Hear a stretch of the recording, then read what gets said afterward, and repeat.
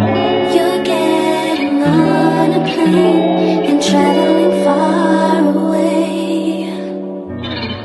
You've left me with the pain.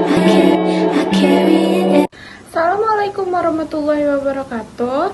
Perkenalkan, nama saya Sinta Aulia Putri dari kelas 10-7. Kali ini saya akan menjelaskan secara singkat apa itu bakteri. Nah, yang pertama itu pengertian bakteri. Bakteri adalah organisme uniseluler, prokarioti, dan berukuran mikroskopi. Nah, jadi yang kedua itu ciri-ciri bakteri.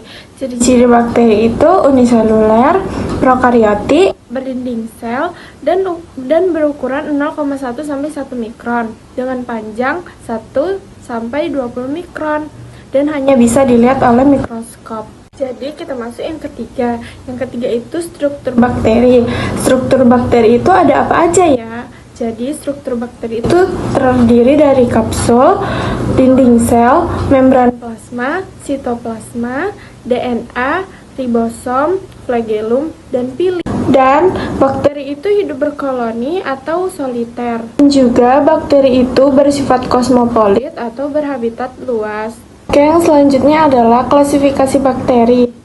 Berdasarkan cara mendapat makanannya, bakteri terbagi menjadi dua, yaitu jadi yang pertama itu ada heterotrof. Heterotrof itu bakteri tidak dapat membuat makanan sendiri. Dan yang kedua itu ada autotrof, dapat membuat makanan sendiri.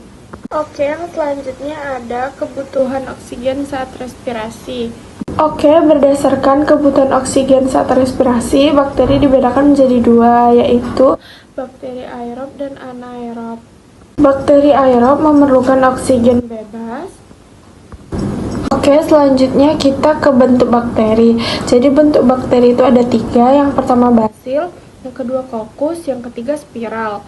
Jadi yang spiral ini adalah berbentuk batang, yang kokus berbentuk bulat, dan spiral berbentuk melengkung. Kita masuk yang keempat, jumlah dan letak flagel. Yang pertama ada atri, tidak mempunyai flagela. Monotri mempunyai flagela pada satu ujungnya. Lofotri mempunyai sejumlah flagela pada satu ujungnya. Amfitri mempunyai flagela di kedua ujungnya. Peritri mempunyai flagela pada semua permukaan tubuh.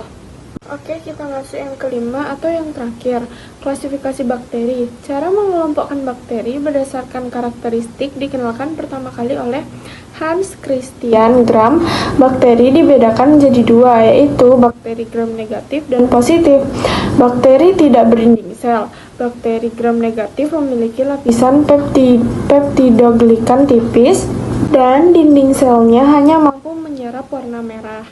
Nah, bakteri gram positif merupakan bakteri yang memiliki lapisan yang tebal dan dinding selnya mampu menyerap warna violet. Adapun bakteri tidak berdinding sel artinya tidak memiliki dinding sel. Oke, sekian penjelasan dari saya. Terima kasih yang sudah menonton. Bye-bye.